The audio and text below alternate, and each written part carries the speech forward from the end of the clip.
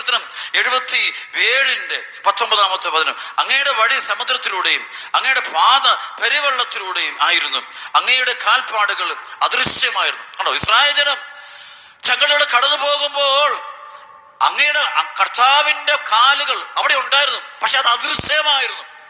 അപ്പൊ നീ കടലിൽ മീതെ നടക്കുമ്പോൾ, പ്രശ്നങ്ങളുടെ മുകളിലൂടെ പോകുമ്പോൾ അവിടെ ഒരു ദൈവം കടന്നു വരുന്നുണ്ട്. ദൈവം അവിടെ നിന്ന് നിന്നെ മുന്നോട്ട് നയിക്കുകയാണ്. ആ ദൈവകാരൻ കാണാം. ആ കണ്ടിട്ട് നമ്മൾ ദൈവത്തെ മഹത്വപ്പെടും.